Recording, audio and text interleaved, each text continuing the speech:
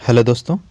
तो ये क्राउन सामान्य ज्ञान वीडियो सीरीज का प्राचीन भारत का 12वां चैप्टर होगा गुप्तोत्तर काल। ठीक है, तो इससे पहले का पार्ट अगर आप नहीं देखे हैं तो उसका लिंक डिस्क्रिप्शन में दिया हुआ है, वहाँ से देखिएगा। तो चलिए शुरू करते हैं। 6ठी शताब्दी के मध्य तक गुप्त साम्राज्य जो है पूर्णतः विभक्त हो गया था और उत्तर भारत जो है अनेक राज्यों में बंट चुका था।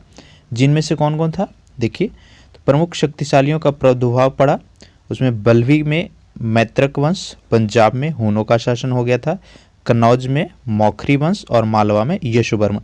तो इन सब का जो प्रभाव है बढ़ते जाता है और धीरे धीरे जो गुप्त काल है वह समाप्त हो जाता है, गुप्त वंश समाप्त हो जाता है। तो चलिए देखते हैं वर्धन राजवंश। ठीक है, इसका एक और नाम है पुष्यभीति वंश। देखिए, तो पुष्यभीति जो है इस वंश का संस्थापक था। ठीक है, पुष्यभीति वंश या वर्धन राजवंश के संस्थापक कौन होगा?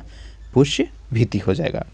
इसने थानेसर में इस वंश की स्थापना की थी, जो वर्तमान समय में अंबाला जिला है। नेक्स्ट देखिए प्रभाकर वर्धन। तो यह वर्धन वंश की शक्ति और प्रतिष्ठा का संस्थापक था, यानी इसके समय में आपका जो वर्धन वंश है वह काफ़ी अच्छी स्थिति में आ गया था।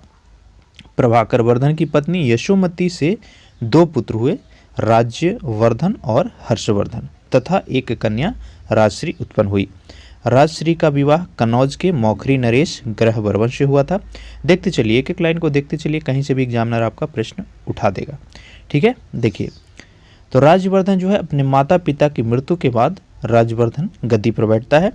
इसी समय मालवा नरेश देवगुप्त ने ग्रहवर्मन की हत्या करके राजश्री को यानी उसकी बहन को जो है कैद कर लेता है। राजवर्धन ने देवगुप्त को पराजित कर दिया, लेकिन देवगुप्त के मित्र गौड़ शासक शशांक ने धोखे से राजवर्धन की हत्या कर दी। तो राजवर्धन भी मारा गया और देवगुप्त भी मारा जाता है। चलिए अब हम देखेंगे हर्षवर्धन के बारे में, ये इंपॉर्टेंट है। तो हर्षवर्धन जो है वर्धन वंश का शक्तिशाली व यशस्वी सम्राट था।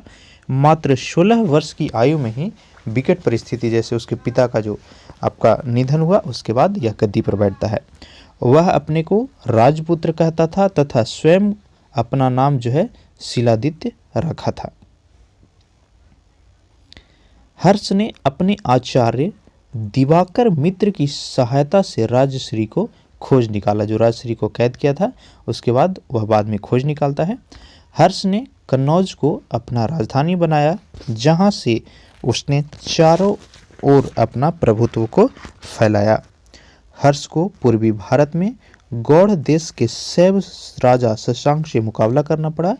619 ईस्वी में शशांक की मृत्यु हुई, तब जो यह शत्रुता समाप्त हो जाती है।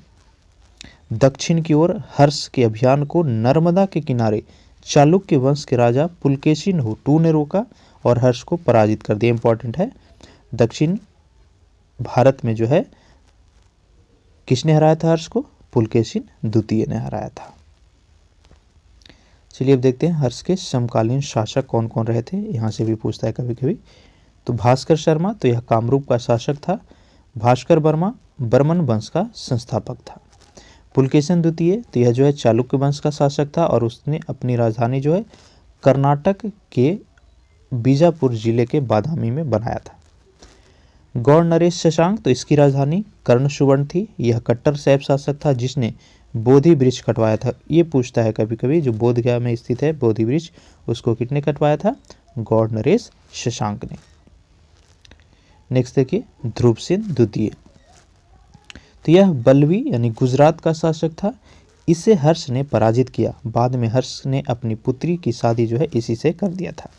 नेक्स्ट देखिए वेरी वेरी इंपॉर्टेंट, हेनसांग चीन यात्री जो है, तो यह 629 में भारत आया और 45 तक रहा था। देखिए, चीनी यात्री हेनसांग हर्ष के शासनकाल में भारत आया। वह नालंदा महावीर यानी जो नालंदा का बौद्ध विश्वविद्यालय है वहाँ पढ़ने के लिए तथा बौद्ध ग्रंथ एकत्रित करने के उद्देश्य से भारत आया था। हेनसांग ने शूद्रों को कृषक कहा था। हेनसांग को यात्रियों का राजकुमार, इंपॉर्टेंट है, पूछता है कि किस चीनी यात्री को यात्रियों का राजकुमार कहा जाता है, तो आंसर होगा आपका हेनसांग। तो उसको राजकुमार, नीति का पंडित और वर्तमान शाक्य मुनि भी कहा गया है। हर्ष ने बौद्ध धर्म की महायान शाखा को अपना संरक्षण प्राप्त किया था या प्रदान किया था। टैक्स देखिएगा तो हर्ष काल से 3 प्रकार के करों की जानकारी जो है प्राप्त होती है। कौन कौन सा?